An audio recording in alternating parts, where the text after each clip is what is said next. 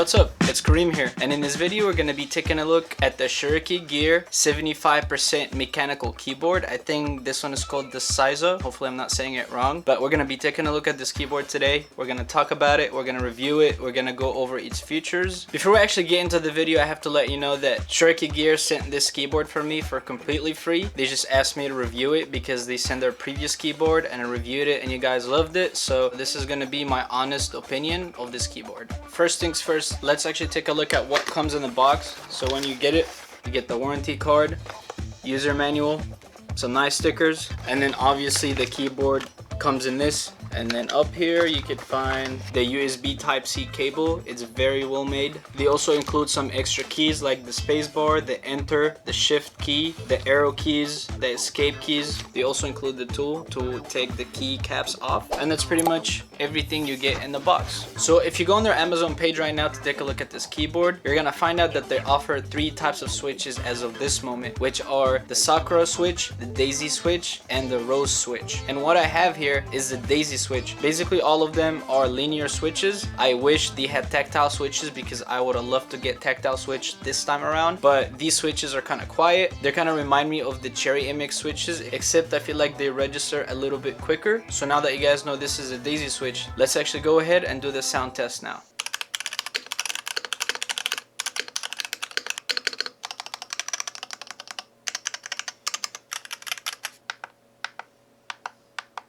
So unlike their 65% keyboard, this 75% keyboard does not have emphasis on customizing it. Not to worry though, because it still comes in 3 different color choices that you can choose from. And they have kept my favorite part of the previous 65% keyboard, which is the volume knob, which I really like. They feel super solid and it's such a convenient and easy way to turn the volume up and down super quickly. And for the other knob, if you press on it, it's actually gonna turn off and turn on the light. And then you can also play with the light intensity through this knob, which is very convenient sometimes. And as you can see, obviously this time around you have all the function keys on top, which is very convenient if you use a lot of macros. You can just reprogram these and now you have a whole set of different keys for macros. And instead of just getting the delete button on the 65% version, now you get the delete button, the page up, page down, and insert. Honestly, I don't use these as much, but you still have them. One thing I also really like is the fact that there's 2 indicator lights right here, so you can know exactly what's going on. If you press the caps lock, the light actually turns on in one of the buttons to let you know that you have your caps on button. And these could also be used to indicate when the battery is about to die. They start flashing red and blue, so it's very convenient to have these lights. I also love the fact that this is wireless, so I don't even really use the cable at all. I always just connect it through Bluetooth. You can connect up to 3 devices to this keyboard at the same time just using Bluetooth, and you can easily switch between them just by holding FN button and going to F2 for example for device number 2, or F3 for device number 3, or F1 for device number 1. There we go. You can also easily tell which device the keyboard is connected to if you just hold the FN button and the right alt, and then it's gonna show you up there which device it's connected to. So by default, when you're using the keyboard in Bluetooth mode, it comes with 10 millisecond latency mode, but it also has a built-in gaming mode which can reduce this 10 millisecond to 5 millisecond latency. And all you have to do to enter this mode is hold the FN button, backspace for 3 to 4 seconds, and the light is gonna flash, and now you're in game mode. If you want to go back to the 10 millisecond latency mode, just hold back the FN, backspace, and now we're back to just PC mode. When it comes to build quality, I have to say the keyboard feels very solid. There's no flicks at all, and it's just like a solid piece of metal in your hand. Build quality is very solid. I don't really have anything negative to say about build quality when it comes to these types of keyboards. So great job, Shurikey Gear. So on the back of the keyboard you actually have a 2-step riser. This is the highest one, and then you can just do a lower one.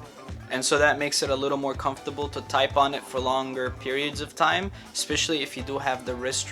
One thing I have to mention that I was actually really surprised by is the fact that this is a 75% keyboard, yet it's still like half an inch shorter than my 65% keyboard, which was very surprising. Just thought I would let you know that in case you're using an armrest or something, but it still kind of fits and it works. Last but not least, it's that one feature that I wish this keyboard had, which is RGB lights. It is backlit. It's good enough to see at night when it's all dark, but if this had RGB lights, I would be a lot happier with it. Anyway, it's not that big of a deal because then again, you can still type in the dark with this keyboard, but personally, I just would rather have RGB lights in my keyboard. Let's go ahead and take a look at the light effects that this keyboard can do.